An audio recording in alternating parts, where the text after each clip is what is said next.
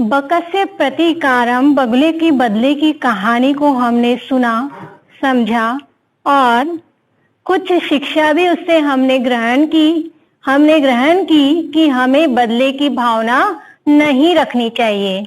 यानी हमें अपने जीवन में यदि सफलता को प्राप्त करना है, हमें अपने लक्ष्य तक पहुंचना है, अपने मंजिल तक पहुंचना है, तो हमें प्रतिकार की यानी बदले की भावना कभी नहीं रखनी चाहिए। चाहे सामने वाला हमारे साथ दुर्व्यवहार कर रहा है, लेकिन बदले में हमें कभी भी दुर्व्यवहार नहीं करना चाहिए, क्योंकि हमेशा ऐसा भी होता है कि हम यदि सद्व्यवहार करते रहे तो बड़ी कोमलता के साथ उसके विचारों को, उसकी मान्यताओं को हम परिवर्तित करने में जरूर सफल होते हैं। हर काम कठोरता से नहीं हो सकता है, इसलिए हमें कभी भी बदले की भावना नहीं रखनी चाहिए। सियार और बगले की कहानी जो हमने यहाँ पर पढ़ी, पहले सियार ने बदला लिया, यानी सियार ने उसे निमंत्रित किया और फिर भोजन नहीं करने दिया। उसी तरह से बगुले ने भी वैसा ही किया। क्या किया? बगुले ने भी वही किया कि भोजन के लिए निमंत्रित किया, लेकिन उसे भोजन करने को नहीं दिया। तो हमने इस कहानी से यही सीखा है कि हमें यदि जीवन को सुखमय बनाना है तो हमें दुर्व्यवहार को छोड़कर सद्व्यवहार को अपनाना होगा। हमें अपने आप में सुधार करना होगा, तभी हम जीवन को सुखमय और आनंदमय बना सकते हैं। तो इस कहानी में जो भी अभ्यास प्रश्न पत्र है, हम यहाँ पर उनका हल करते हैं। देखिए, यहाँ पर आपको इस ब्रैकेट में कुछ शब्द दिए हुए हैं। अद्य, अपि, प्रातः, कदा, सर्वदा, अधुना। अद्य आज, अपि भी प्रातः सुबह का समय, कदा कब, सर्वदा हमेशा, अधुना आज। तो यहाँ हमें इन वाक्यों के आधार पर उचित अव्यय पद को यहाँ पर भरना है। तो हम वाक्य देखते हैं। भ्रमणम स्वास्थ्याय भवति। भ्रमणम यानी घूमना स्वास्थ्यवर्धक होता है, यानी अच्छे स्वास्थ्य के लिए घूमना अच्छा होता है, लेकिन कब? तो प्रातः सुबह के समय घूमना स्वास्थ्यवर्धक होता है। नेक्स्ट, सत्यम वद, सत्य बोलना चाहिए, कब?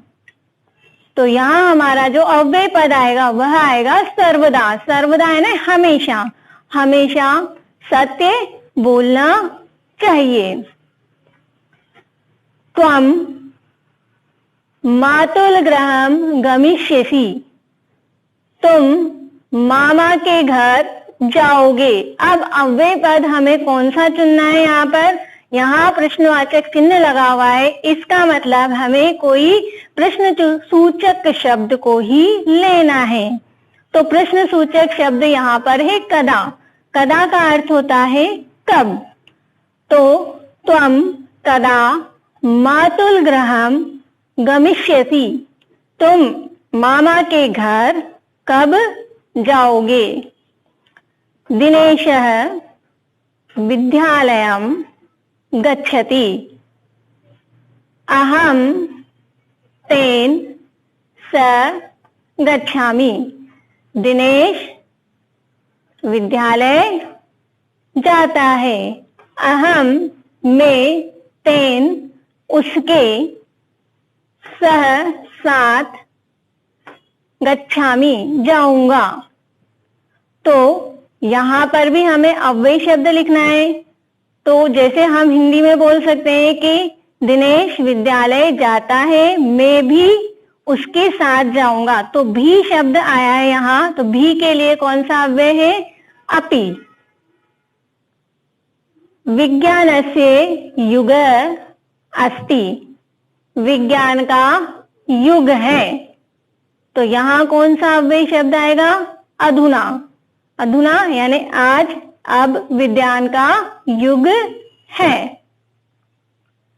रविवासर अस्ति, रविवार है।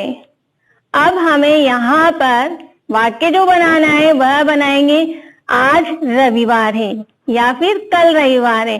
तो आज और कल इन दो शब्दों के लिए हमारे मंजूषा में कौन सा शब्द आया है उसे देखना है। अब देखिए, आज के लिए अध्य और कल के लिए स्व शब्द होता है, तो स्व शब्द यहाँ नहीं है, इसका मतलब अध्य। तो अध्य रविवासर अस्ति, आज रविवार का दिन है या आज रविवार है। प्रश्न नंबर 2, अधोलिखितानां प्रश्नानां उत्तरम लिखत, नीचे लिखे गए प्रश्नों के उत्तर लिखिए। अब यहाँ प्रश्न दिए हुए हैं, उनके उत्तर लिखने हैं। किस आधार पर? जो हमने कहानी पढ़ी है उस आधार पर ही हमें प्रश्नों के उत्तर देने हैं। शृगालस्य मित्रम कः आसीत्, सियार का मित्र कः आसीत् कौन था? सियार का मित्र कौन था? अब इसका जो उत्तर लिखेंगे हम, देखिए इसमें प्रश्न के अंदर जो प्रश्न सूचक शब्द है उसी को देखेंगे और जहां हमारा प्रश्न सूचक शब्द आ रहा है वहां हम उत्तर को लिखकर प्रश्न को पूरा लिखेंगे तो हमारा उत्तर अपने आप बन जाएगा। देखिए, शृगालस्य मित्रम कः आसीत्, तो यहाँ जो क शब्द है वह प्रश्न सूचक शब्द है। तो देखिए, शृगालस्य मित्रम बकः आसीत्, सियार का मित्र बगुला था। हमने कहानी में पढ़ा था कि सियार का मित्र बगुला था। स्थालितः कः भोजनम न अखादत्, थाली से भोजन कौन नहीं खा पा रहा था? आपको पता है कि थाली से भोजन कौन नहीं खा रहा था? बगुला नहीं खा रहा था। तो बगुला शब्द के लिए जो संस्कृत शब्द है वह है बक। तो हम यहाँ पर उत्तर लिखते हैं, स्थालितः बकः भोजनम न अखादत्, थाली से बगुला भोजन नहीं खा पा रहा था, वह अपनी चोंच के कारण उस थाली से भोजन ग्रहण करने में असमर्थ था। हमने ये कहानी में पढ़ा था और इसी का बदला उसने सियार से लिया था, ये भी हमने पढ़ा था। नेक्स्ट आगे देखें, बकः शृगालाय भोजने किम अयच्छत्, बगुले ने शियार को भोजन में क्या दिया था? तो सियार को भोजन में क्या दिया था? बकः शृगालाय, बगुले ने सियार के लिए भोजने शिरोदकम अयच्छत्, भोजन में क्या दी थी? खीर दी थी। शिरोदकम खीर दी थी। शृगालस्य स्वभावः कीदृशः भवति, सियार का जो स्वभाव था, जो आचरण और व्यवहार था वह कैसा था?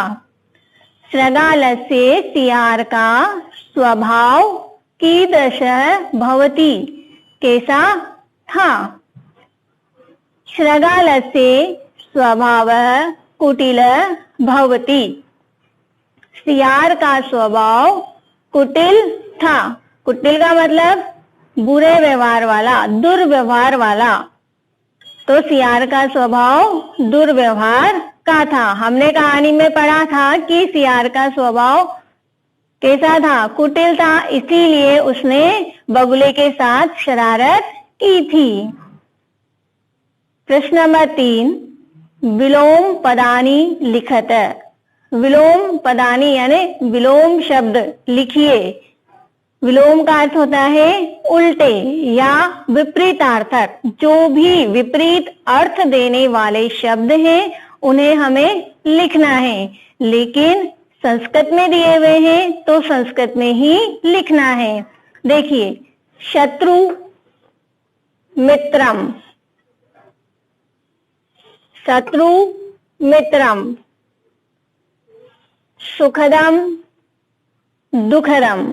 वैसे होता है सुख और दुख, लेकिन यहाँ बना हुआ है संस्कृत का सुखदम, तो हमने जो हमारा हिंदी का विपरीतार्थक था उसमें भी हमने इसे जोड़ दिया है दुखदम।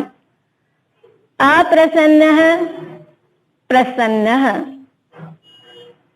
दुर्व्यवहार सद्व्यवहार, सायं प्रातः, असमर्थ समर्थ। यदि यहाँ पर विलोम शब्द में आपको विसर्ग दिया हुआ है तो आपको भी विपरीतार्थक बनाते समय विसर्ग का प्रयोग करना है। प्रश्न नंबर 4, तत्सम शब्दान लिखत। तत्सम शब्द लिखिए। अब तत्सम शब्द कौन से शब्द होते हैं? जो संस्कृत भाषा से लिए हुए होते हैं उन्हें तत्सम शब्द कहा जाता है। जो भी संस्कृत भाषा के शब्द होते हैं वो तत्सम शब्द कहलाते हैं। तो देखिए, सियार, अब सियार को तत्सम बनाना है तो क्या बनाएंगे? श्रृंगाल। कौवा काक, मक्खी मक्षिका, ये इसका तत्सम रूप है। मक्खी का तत्सम रूप क्या है? मक्षिका। बंदर, बंदर का तत्सम रूप क्या है? वानरः। बगुला, बगुला का तत्सम शब्द क्या बनेगा? बकः। चोंच, चोंच का तत्सम शब्द बनेगा चंचू। तो ये जो भी संस्कृत भाषा से निर्मित शब्द हैं वो तत्सम शब्द की श्रेणी में आते हैं। तो हमने इस कहानी में दुर्व्यवहार और सद्व्यवहार के बारे में पढ़ा और हमने इस कहानी से यह संदेश भी लिया है कि हमें मन के अंदर किसी प्रकार का दुर्व्यवहार नहीं रखना चाहिए, किसी के प्रति कोई कटु भाव या वैर भाव नहीं रखना चाहिए। हमेशा सद्व्यवहार करना चाहिए, अच्छा आचरण करना चाहिए।